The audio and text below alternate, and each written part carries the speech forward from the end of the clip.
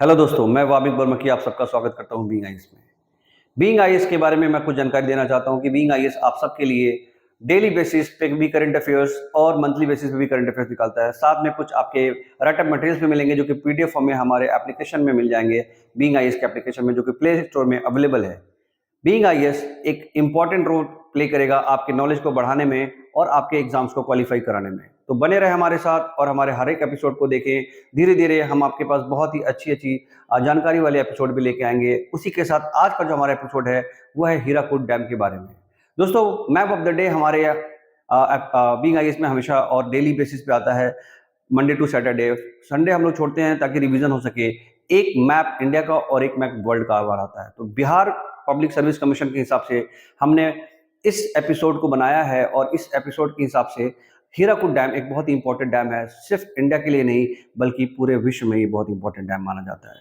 तो आइए जानते हैं हीराकुद डैम के बारे में, कुछ स्पेशल जो इसके फीचर्स हैं उसके बारे में जानेंगे। तो सबसे पहले इसका लोकेशन देख लेते हैं।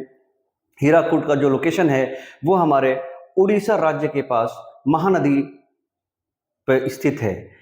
उड़ीसा राज्य में ये हीराकुद डैम बहुत ही ज्योग्राफिकल लोकेशन से बहुत ही इंपॉर्टेंट है, क्योंकि महानदी जो है वो बे ऑफ बंगाल में जाके गिरती है। और हीराकुद डैम बनाने का जो मेन मकसद था, यहाँ पे बहुत ही ज्यादा बाढ़ आती थी और बाढ़ के पानी को रोकने के लिए हीराकुद डैम बनाया गया। साथ ही साथ इसमें इरिगेशन के लिए और इलेक्ट्रिसिटी बनाने के लिए भी इसका इस्तेमाल किया गया। तो दोस्तों, ये हीराकुद बहुत ही इंपॉर्टेंट है। कुछ फीचर्स इसके बारे में जानते हैं। सरकार ने इसको रेनोवेट करने की बात की है। 855 करोड़ के लागत से इसे रेनोवेशन करने जा रही है, जिसमें सिंचाई बहुत ज़्यादा बढ़ाने का इसका सरकार का हमारा मोटो है। ये हीराकुद डैम से सिंचाई बहुत ही अच्छा हो जाएगा और काफ़ी मात्रा में सिंचाई के जो पानी है वो इस्तेमाल भी होने लगेगा। तो हीराकुद बांध जो है, इसका हिंदी और इंग्लिश दोनों मीडियम में हमारे संस्करण आते हैं। आप चाहें तो इंग्लिश देख सकते हैं और चाहें तो हिंदी मीडियम भी हमारे एप्लीकेशन से ले सकते हैं। दोनों चीजें एक ही साथ है, आप कोई भी खरीदेंगे आप दोनों में से कोई भी एक पढ़ सकते हैं। तो जानते हैं कुछ हीराकुद बांध के बारे में। महानदी में ये बहुत ही ज्यादा बाढ़ लाती थी। तो 1937 में जो हमारे इंजीनियर थे विश्वेश्वरैया साहब, उनके दिमाग की ये उपज थी। उन्होंने इस पे बांध बनाने की सोची और 1952 और 53 में इस बांध को बनाया गया। हालांकि ये बांध 55 तक का संभावित था कि बनेगा, लेकिन बहुत पहले बना दिया गया, क्योंकि बाढ़ का स्थिति जो था वो हमेशा हर साल परेशान करती थी। इसलिए इसको बहुत कम समय में बना लिया गया। 1957 में पंडित जवाहरलाल नेहरू ने इसका उद्घाटन कर दिया। तो दोस्तों, ये जो बांध है ये बहुत ही इंपॉर्टेंट बांध है, क्योंकि ये इसकी लंबाई सबसे ज्यादा है। ये 25.8 किलोमीटर तक फैला है, जो कि दुनिया का सबसे लंबा मिट्टी का बांध बनाता है।